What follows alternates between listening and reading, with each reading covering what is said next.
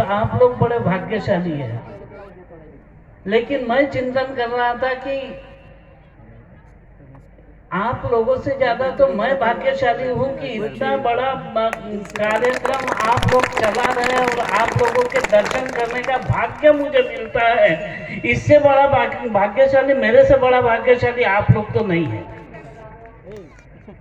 बहुत समय भी हुआ है, बातें बहुत है और विषय इतना बड़ा है कि हमारे महाराज जी तो भागवत कथा करते हैं, उनको आनंद देना और आनंद लेना ये तो उनके दाएं बाएं हाथ का खेल है।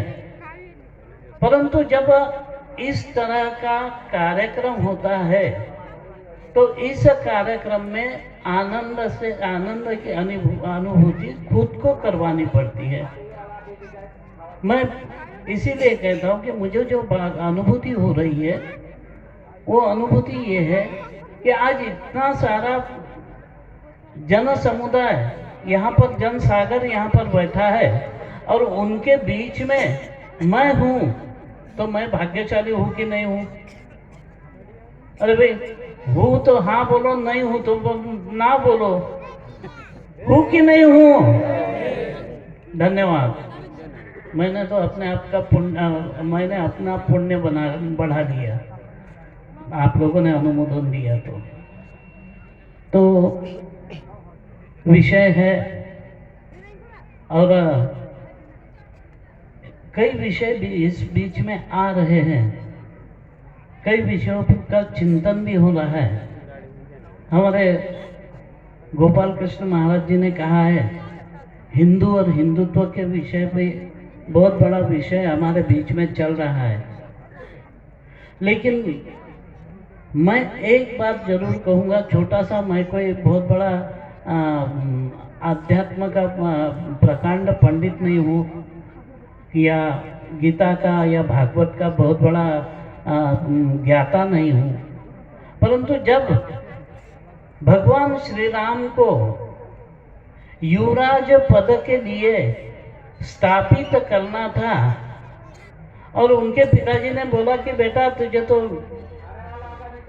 जंगल में जाना है, वनवासियों के बीच में जाना है, तो वो इतना हर्ष में अपना दौड़ते दौड़ते सीता के पास गए और बोले, सीते, अब सीता तो अब वो भी तो राजकुमारी थी और सबसे बड़ी बात कि अब वो युवराज की पत्नी बनकर वहां आसन सिंहासन पे बैठने वाली थी।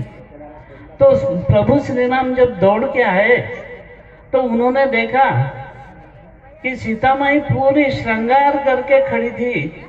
उस जमाने में ब्यूटी पार्लर की जो जो चीजें थी वो सारी उन्होंने धारण कर ली थी, मेकअप भी कर लिया होगा। तो ये सब देख के प्रभु श्री राम बोले कि सीते, ये सब उतार दे, अपने ऊपर एक बहुत बड़ी जिम्मेदारी आई है।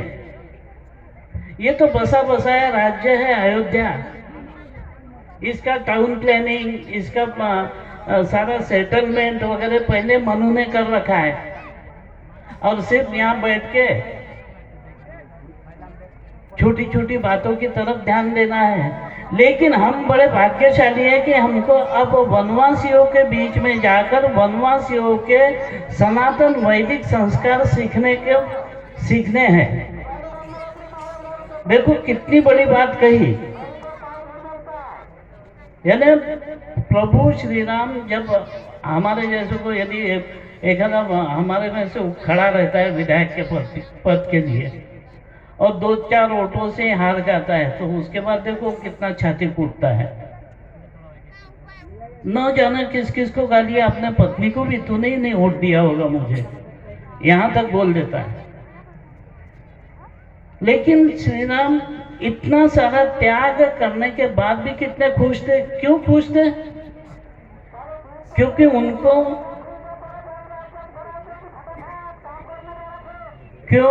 उनको एक नई संस्कृति सीखने को मिलने वाली थी, एक नया संस्कार सीखने को मिलने वाला था, एक नई परंपरा उनको सीखने को मिलने वाली थी। राजा केवट से लेकर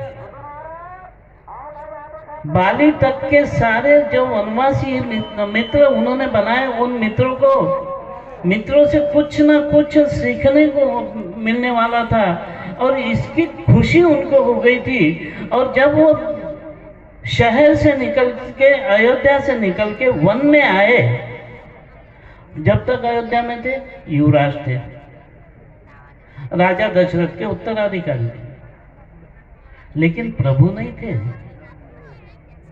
प्रभु तो हमारे बीच में आने के बाद बने हैं। प्रभु की उपाधि ही उनको सबसे पहले केवट ने दी है।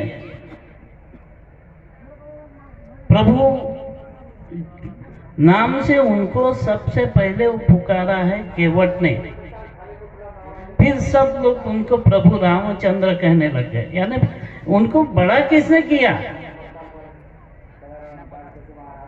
उनको बड़ा किया वनवासियों ने। अब